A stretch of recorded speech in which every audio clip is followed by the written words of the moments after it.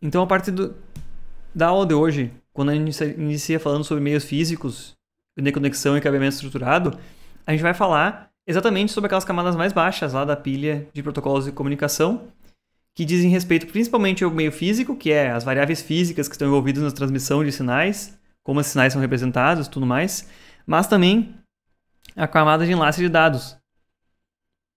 Por que isso? Diferentes camadas físicas, da forma que os sinais são enviados ou recebidos por um ou mais dispositivos, também requerem protocolos de políticas de acesso, e isso é implementado na camada de enlace de dados aqui. Então, naquele contexto que a gente já viu de pilha de protocolos de comunicação, esses meios físicos se encaixam aqui embaixo. Assim, de forma similar também ao que a gente viu lá em Telecomunicações 2, sobre a natureza dos sinais e ondas eletromagnéticas também estão aqui relacionadas com a camada física. O que é o tal do cabeamento estruturado, então? Vocês já ouviram falar desse termo, cabeamento estruturado? Não. E Nilson, de repente tu tem uma experiência sobre isso aí. O que tu entende por cabeamento estruturado? Sim, é cabeamento dentro de uma regra, né? Foram regras criadas na instalação. Isso é uma das questões, regras, exatamente. Para fazer uma certificação, né? Isso. É isso aí, é necessário seguir uma série de regras, né? Em primeiro lugar, né? O Nilson falou certo. E a questão da certificação, muitas vezes ela é exigida pela empresa que está instalando ou pelo cliente, né? Para confirmar que ela vai ter o desempenho nominal, né, Nilson? Seguindo essas regras, ela vai, se for certificada, ela vai atingir um desempenho nominal, vai ter uma durabilidade também e vai ser fácil de fazer manutenção nela. Quando a gente fala em cabeamento estruturado, a gente diretamente também fala sobre um negócio que se chama convergência das redes. Que é, olha só, se a gente olhar historicamente aí 20 anos atrás, se você fosse instalar um escritório, um ambiente comercial, que seja, ela teria provavelmente tomadas separadas para linha telefônica, tomadas separadas para rede de computador, tomada separada para cabo de TV, né? Uma antena de TV, por exemplo. Teria tipos de meios de comunicação separados para cada um dos serviços. O que a gente observa hoje em dia é que tudo vem convergindo para utilizar a mesma rede. Hoje em dia, grande parte da utilização de multimídia, TV, rádio, música por demanda, pode ser utilizado sobre rede de computadores. Da mesma forma que também telefonia é realizada sobre a rede de computadores. Quando não é utilizada diretamente, ainda existe a possibilidade de se utilizar o mesmo cabeamento instalado para a rede de computadores, cabeamento metálico, com pares trançados, e trocar o propósito de um desses pares de condutores aí para ser utilizado em telefonia analógica, sem necessidade de passar todo o meio de novo, passar todos os cabos de novo separado para telefonia, mas simplesmente lá dentro do rack de telecomunicações, ou do armário de telecomunicações, que a gente conhece como rack, geralmente fica lá no corredor, se a gente observar na universidade, simplesmente lá dentro a gente troca o cabeamento que estava em uma tomada que era uma tomada de rede por um painel onde tem as linhas de telefonia analógica, e essa tomada passa a ter função de telefonia analógica. Da mesma forma também que você pode utilizar, por exemplo, a mesma rede de computadores para ligar câmeras de segurança, a mesma rede de computadores para ligar outros dispositivos que ficam conectados na rede. Hoje em dia, o ar-condicionado pode ser ligado na Wi-Fi da sua casa, por exemplo. Um alarme da casa pode ser ligado na rede de computadores para você acessar a distância. As próprias câmeras de segurança podem ser acessadas pela internet também, ou então a rede local pode servir para conectar as câmeras de segurança num gravador de vídeo local. Então, existe uma convergência aí para todos os dispositivos usarem o mesmo tipo de rede, os mesmos meios de comunicação para diversos serviços diferentes. Isso traz um aumento do desempenho para alguns deles. Olha, a rede de telefonia tem uma capacidade de dados muito inferior. A gente pode usar telefonia VoIP sobre uma rede de computadores e ter uma qualidade de áudio muito melhor. Como também facilita na manutenção. Olha só, você só precisa ter um tipo de cabo para instalar em todo o teu instalação. Deu algum problema, você sabe como diagnosticar, porque é todo o mesmo tipo de cabo, os mesmos tipos de tomadas de telecomunicações. Os técnicos têm um treinamento para trabalhar com aquele mesmo tipo de rede padronizada. E se essa rede tem uma organização hierárquica, como o Nilson falou, seguindo algumas regras aí, a gente pode ter sempre padronizado em tudo que é tipo de instalação que as áreas de trabalho, que são os pontos onde vão ser acessada a rede em meios guiados, né? As áreas de trabalho são distribuídas de uma forma uniforme, elas são documentadas onde cada cabo que sai de uma área de trabalho e em qual armário de telecomunicações ele vai chegar. A gente pode observar aqui, ó, que por meio de cabeamento horizontal, cada área de trabalho, que é um ponto onde você é ligado a um computador ou um dispositivo, é ligado num armário de telecomunicações. Aqui na nossa ilustração, a gente tem armários de telecomunicações aqui num andar, aqui no outro andar, aqui em outro, e armários de telecomunicações interconectando os andares também. Se você observar aqui, ó, cada andar tem um cabeamento chamado vertical aqui, interconectando os armários dos vários andares também. Então, essa estrutura hierárquica aí, em que os pontos de rede mais próximos das áreas de trabalho se ligam aos armários mais próximos, os armários se ligam por uma rede de backbone a outros armários que podem ou não ter uma sala dedicada lá, onde ficam os servidores. Sala de equipamentos também pode ser chamada. E quando se padroniza isso, não ocorre aquilo que observa em alguns locais em que cada computador é ligado por um cabo, sai um cabo da parede, assim como veio aquele cabo azul lá de um switch de outra sala, ele sai pela parede, ele não tem uma identificação. Se você precisar fazer manutenção, ou você chama o técnico que instalou originalmente para saber de onde vai ou por onde passa aquele cabo, ou você vai ter que ficar testando todos os outros pontos de rede para descobrir, afinal, onde cada ponto corresponde ao outro. E as regras para cabeamento estruturado incluem, inclusive, isso, de que deve ser documentada como é feita a instalação, em que cada ponto de rede em cada área de trabalho deve ser identificado na área de trabalho e também dentro do armário de telecomunicações, para que seja possível o técnico acessar esse armário de telecomunicações e fazer as manobras, conectar os cabos a dispositivos que ficam aqui dentro dos armários, ou racks. Podem ser dispositivos ativos, como hubs, switches, aqueles diversos dispositivos que a gente viu, repetidores.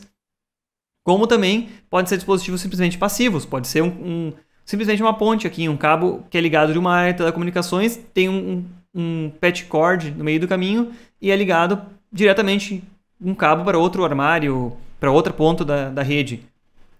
Todo esse tipo de reconfiguração pode ser feito simplesmente acessando os armários, não é necessário passar cabos novos aí para esse tipo de configuração. Por exemplo, que eu citei, trocar uma tomada de telefonia analógica por uma tomada de rede. Só trocar a configuração ou a conexão dentro do armário, se essa tomada está ligada num switch ou se essa tomada está ligada num painel de voz para telefonia analógica. Assim também tem regras para adicionar pontos novos. Uma vez que novos pontos na área de trabalho são adicionados, novas tomadas de telecomunicações, essas também têm que ser adicionadas dentro dos painéis que ficam nos armários de telecomunicações, seguindo uma nomenclatura e com uma documentação adequada. E Nilson, faltou alguma coisa importante aqui para ti, do que tu conhece de cabeamento estruturado, desses conceitos gerais?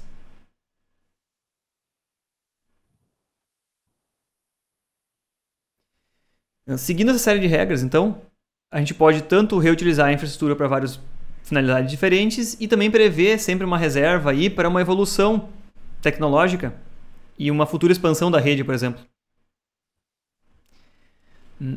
Basicamente, quando a gente fala de cabeamento estruturado, a gente pode falar sobre três grandes coisas. Então, é que ele tem dispositivos, eles têm caminhos e tem cabeamento.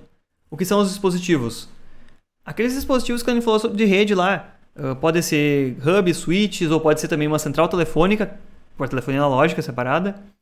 Os gateways, os roteadores que tem, são dispositivos. Os caminhos são caminhos mecânicos, partes da construção civil mesmo, que vão acomodar os meios de comunicação. E os meios de comunicação são o cabeamento instalado, então, nessa infraestrutura. Por que eu estou falando dessa questão de organização? Isso aqui, em geral, é bastante negligenciado. A gente aprende sobre os meios de comunicação, como se usa um cabo, que tipo de cabo usar para uma determinada aplicação, qual é o comportamento, velocidade, protocolo. E a gente vê que no mundo real as coisas são desorganizadas, porque só aprender essa teoria não nos ajuda. Então, o cabeamento estruturado tem a ver com planejar esses três tipos de essas três vertentes: os dispositivos utilizados, os caminhos e o próprio cabeamento. O que existe dentro daqueles armários de telecomunicações? Que são esses armários aqui, que estão em cada andar, ou na entrada do edifício, aqueles armários que a gente enxerga lá pelos corredores do CETISM. O que pode existir dentro desses armários, então? DIOs, que são distribuidores internos óticos, que são a interface conectorizada dos cabos óticos. Quando existem cabos de fibra ótica instalados, a gente vai ver dentro dos armários de telecomunicações, aqui é um exemplo de uma foto de um armário de telecomunicações, em que aqui em cima a gente tem um DIO. Aqui tem a marca do fabricante e a gente observa que sai um cabo dele aqui em cima. Provavelmente esse cabo aqui, pela forma dos conectores, é um cabo ótico, sai dali de cima. E isso aqui é onde chega um cabo ótico de várias vias e esse cabo é aberto, ele é cortado a ponta dele, ele é aberto e as várias fibras óticas são conectadas a conectores que ficam no painel. Esse painel fica de uma forma similar a esses próprios painéis que a gente enxerga aqui, que a gente observa esses conectores 8P e 8C, ou comumente chamados RJ45, fêmea aqui, ó. Mas a versão ótica deles tem um formato diferente para acomodar fibras óticas. Mas então aqui é basicamente um DIO, é a ponta de um cabo ótico. E aqui dentro dos armários de telecomunicações, como aqui tem um exemplo, um cabo ótico sai desse DIO, que é um painel similar a esse aqui, só que esse cabo passa aqui e é ligado num switch que tem a entrada para o mesmo tipo de fibra ótica. O que mais a gente pode ter dentro de um armário de telecomunicações? Voice panels, que é a interface conectorizada para um cabo telefônico. Similar também a isso que eu citei do cabo ótico, que as várias fibras são ligadas em vários conectores. Também o voice panel é uma interface em que um cabo telefônico tem os vários pares separados e ele é conectorizado para que possa, aqui dentro do armário de telecomunicações, ligar essa ponta do cabo, que é o voice panel para uma telefonia analógica, ou o distribuidor interno ótico para fibra ótica, nos dispositivos ativos ou em outros dispositivos aqui embaixo. O que tem aqui também? Patch Panel, que é um painel conectorizado que liga a ponta oposta dos cabos que estão ligados às áreas de trabalho. Quer dizer, cada tomada de rede que a gente enxerga lá dentro do escritório ou num local próximo a uma mesa que vai ser ligado no computador ou vai ser ligado no telefone VoIP ou tudo mais, ele vai ter aqui nos Patch Panels identificado aqui um ponto específico que está ligado numa tomada de telecomunicações específica. Cada um desses aqui é ligado entre o armário de telecomunicações por cabeamento horizontal até a área de trabalho. Então, o Patch Panel ele tem exatamente isso aqui, ó. Aqui dentro do Patch Panel, no armário de telecomunicações, ele faz esse caminho aqui até cada uma das áreas de trabalho. Cada um daqueles pontos do Patch Panel sai com um cabo até uma área de trabalho aqui. Uma área de trabalho pode ter mais de um ponto de rede também. Então vão sair dois cabos daqui. Dois cabos para a mesma área de trabalho, no exemplo. Então isso aqui, cada área de trabalho está refletida dentro de um Patch Panel, como a gente observa aqui. Olhando aqui, por exemplo, para um switch, que a gente enxerga aqui que é um dispositivo ativo, ou para um Patch Panel, ele é muito parecido visualmente, assim, né? São vários conectores, ó. Porque a gente observa que o switch ele tem uma marca, ele tem luzes de sinalização, ele tem um formato um pouco diferente, ele tem alimentação elétrica. Enquanto que um Patch Panel é simplesmente uma conectorização passiva, em que atrás vão chegar os vários cabos ligados a cada área de trabalho. Equipamentos ativos a gente pode encontrar aqui dentro também, que são switches, roteadores, hubs, etc. Como aqui tem um exemplo, um switch, dentro do painel de comunicações. Estrutura de guia de cabos, local para armazenamento dos excessos de cabos tipo patch cord. Cabos tipo patch cords são cabos de manobra, que significa, para que eu consiga utilizar uma determinada tomada de telecomunicações em uma mesa lá dentro do escritório, eu vou ter que ligar um cabo curto aqui, ó, daqui da porta que corresponde àquela área de trabalho até uma porta do switch aqui em cima. Ah, se eu quero que outra tomada de telecomunicações funcione, eu vou ter que ligar aqui a porta correspondente dela com um cabo curto até aqui, no switch também.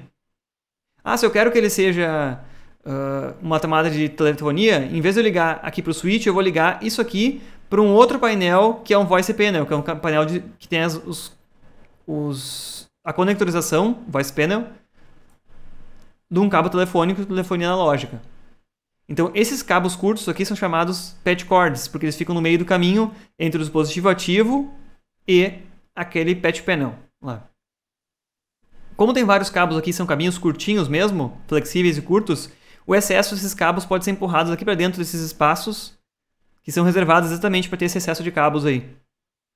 São os guias de cabo, então. E, obviamente, esse armário de telecomunicações fornece suporte mecânico aos equipamentos, que são aqui, ó, painéis perfurados, com uma largura padrão, com suportes já para botar os parafusos aqui. Alguns oferecem soluções de ventilação já, porque podem conter vários dispositivos ativos aqui dentro e gerar bastante calor. Eles têm uma porta também, que também dá uma proteção mecânica contra intrusos para mexer nesse armário de telecomunicações. Mas o armário é uma coisa mais simples, é a estrutura que tem em volta.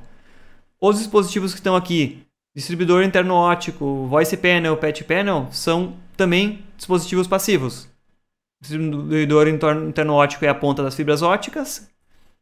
O patch panel é a ponta dos cabos que vão até as áreas de trabalho. E o voice panel é ligado a uma central telefônica por um cabo. É também um cabo telefônico que foi multiplexado aqui para que possa ser feita essa manobra. Então, dentro desses armários de telecomunicações é feita essa manobra de ligar os dispositivos entre os dispositivos ativos, os patch panels e tudo mais. Para que uma tomada de telecomunicações que se encontra lá dentro lá na área de trabalho funcione, tem que se identificar aqui qual ponto do patch panel ela corresponde e ligar no dispositivo correto ou no painel correto aqui dentro. Os tamanhos dessas armários de telecomunicações eles são padronizados, em geral, em função de uma unidade chamada U, que corresponde a 4,9 centímetros de altura. Então, um armário que tem 6U tem 6 espaços de 4,9 centímetros de altura. Um U, por exemplo, é usual do tamanho de um patch panel de 24 portas. Podem existir patch panels de menos portas também, mas pouco comum isso. Um U é um kill switch comum de 24 portas também. É um kill voice panel de telefonia com poucos pares também tem de altura. Um U também é um espaço reservado aqui para botar esses excessos de cabos que tem. Então, os racks de telecomunicações são especificados pelo número de U's. Racks que podem ser instalados assim, a essa altura que a gente enxerga nos corredores da universidade, por exemplo, em geral são de 8U ou 6U. Racks maiores que se encontram em salas específicas, salas de equipamentos para telecomunicações, podem ser de 48U, que tem uma altura significante já e pode-se botar aí uma quantidade de equipamentos e painéis bem maior.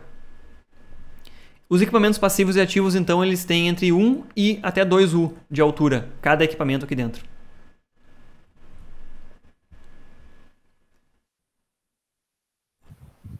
Agora, então, eu vou para aquelas 3 questões, que eram o que está envolvido aqui na organização desse cabeamento estruturado, que são os dispositivos, os caminhos e o cabeamento, né? Cabeamento a gente vai explorar bem mais adiante nas próximas partes da aula, principalmente agora dispositivos e caminhos. O que são os dispositivos? São aqueles concentradores diversos que a gente viu lá.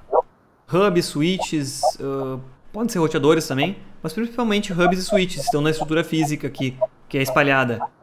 Se a gente abrir lá no CETISM qualquer um dos hackers de telecomunicações que tem no corredor, a gente vai sempre encontrar no mínimo um patch panel e um switch. Pode ser que a gente encontre também um voice panel, onde tem telefonia analógica também, ainda. Mas esse voice panel vai ser ligado numa central analógica que está lá numa sala especial separada do CETISM. Não vai ter uma central telefônica em cada rack no andar. Mas uma central para rede de comunicação, que é um switch, um concentrador, geralmente existe aí. O que são os caminhos que eu falei, então? Que são partes da construção civil mesmo. Como é que a gente vai fazer esses meios de comunicação, esses vários cabos que a gente quer, chegar de um ponto a outro na nossa instalação? Aqui agora a gente vai ter uma infinidade de caminhos diferentes. A gente pode começar pelos mais simples e que a gente usa também para instalação elétrica, que são os eletrodutos. Um eletroduto pode ter um monte de formatos diferentes. Existe eletroduto rígido, flexível, como esses tipo traqueia aqui, corrugado. Com rosca, sem rosca. A gente pode ver aqui esses eletrodutos de PVC, esses 2 exemplos, são rosqueados na ponta. A gente pode também, com uma ferramenta especial, fazer a rosca quando a gente precisar emendar ele. Ele é rígido. Em construção civil, quando esses eletrodutos são instalados na própria parede, antes de fazer o reboco, eles são geralmente esse tipo flexível aqui.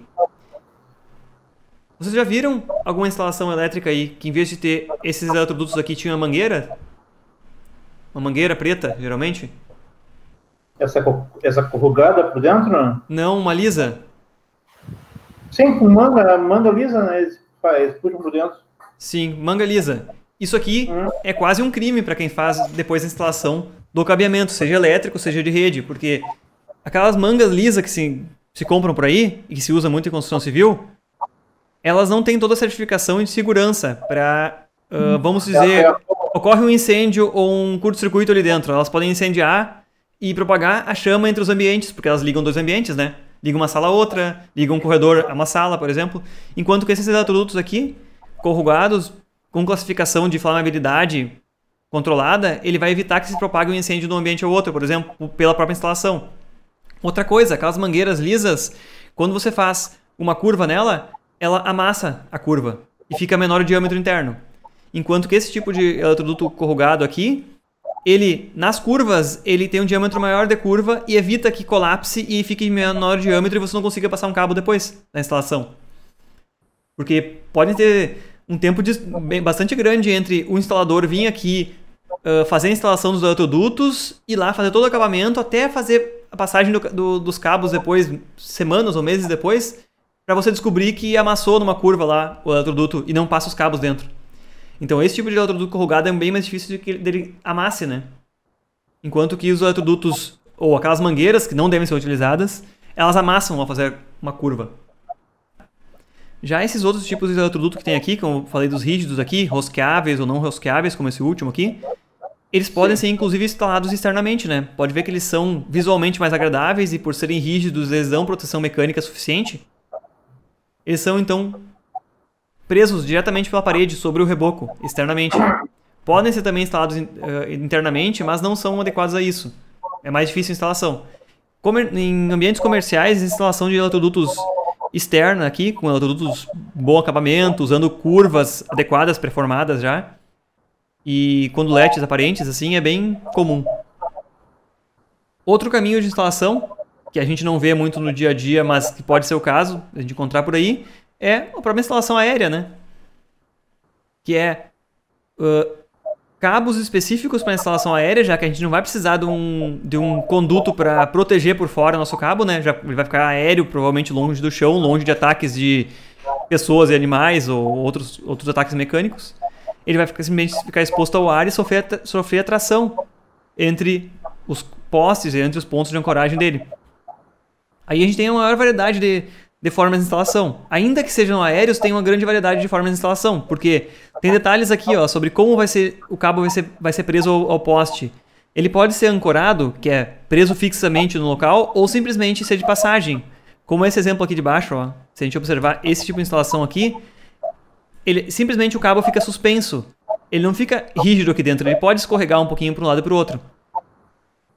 Ao contrário de quando ele é ancorado, como é um final de uma conexão, por exemplo, esse caso aqui, ó, desse cabo de cima, ele está rigidamente preso aqui porque aqui o cabo vai fazer uma curva, ele não vai seguir à frente, então ele fica rigidamente preso aqui. Aqui ele não permite que o cabo deslize e dê volta.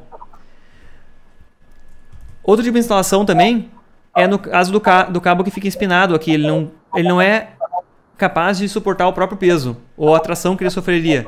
Então existe um cabo guia aqui dentro e o cabo de telecomunicações mesmo fica enrolado em torno desse outro cabo aqui, ó. E a gente observa que no poste ele faz a volta por fora e segue enrolado do outro lado também.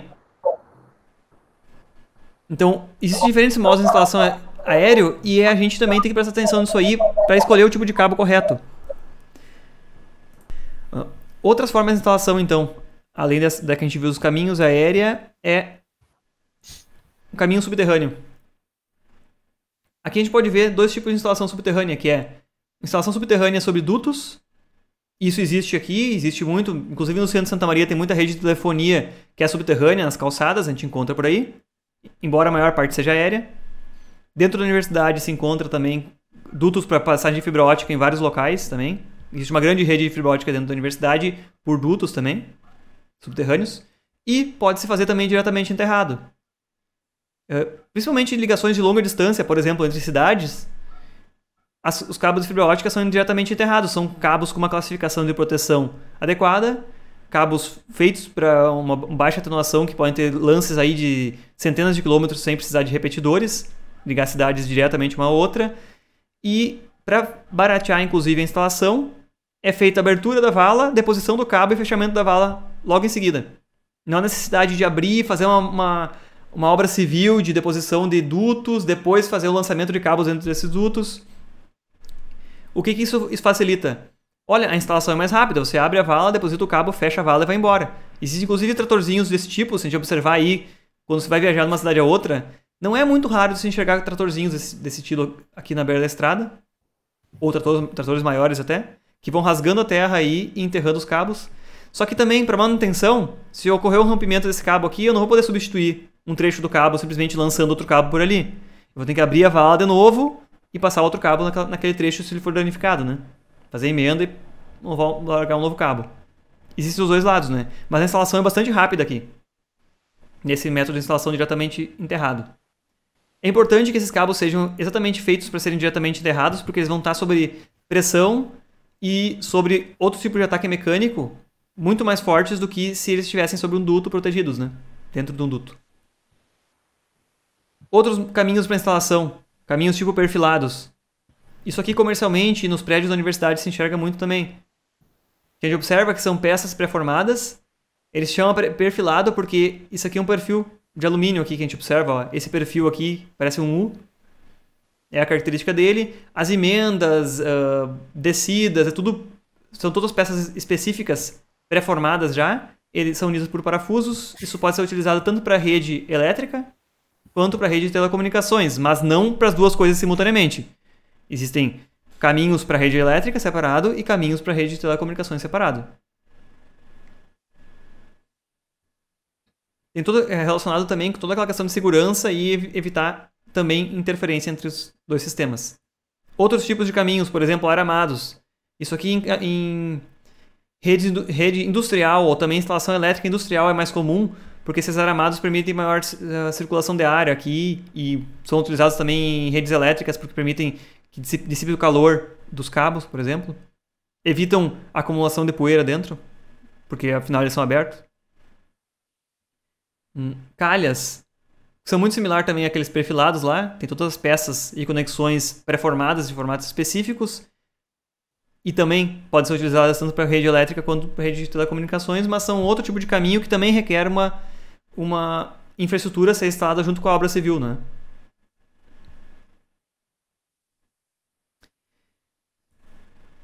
O último dos três aspectos, então, que envolve o cabeamento estruturado é o próprio cabeamento, que aí depende da categoria de desempenho da aplicação que a gente vai ter, né? Isso aqui a gente vai ver em detalhes nas próximas partes da aula, ok? Ok. Aqui entram alguns aspectos só que eu queria comentar, que é a separação da organização física e lógica de uma rede. O que é a organização física da rede? Basicamente, eu acho que tudo que eu descrevi até agora aqui sobre cabeamento estruturado. Que é, olha, como é que são conectados os pontos da área de trabalho aos armários de telecomunicações, como os armários de telecomunicações são ligados um ao outro, tudo isso. E o que é a organização lógica da rede?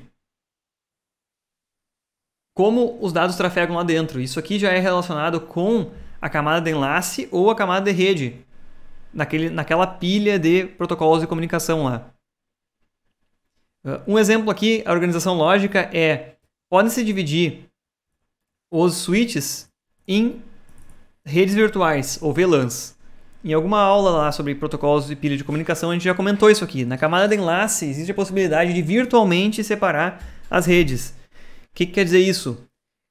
Fisicamente, eu posso ter um mesmo switch e ter vários setores diferentes de uma empresa ligados num switch. Mas por algum motivo eu não quero que eles se comuniquem entre eles, por segurança, por reserva de desempenho da rede, por diversos motivos.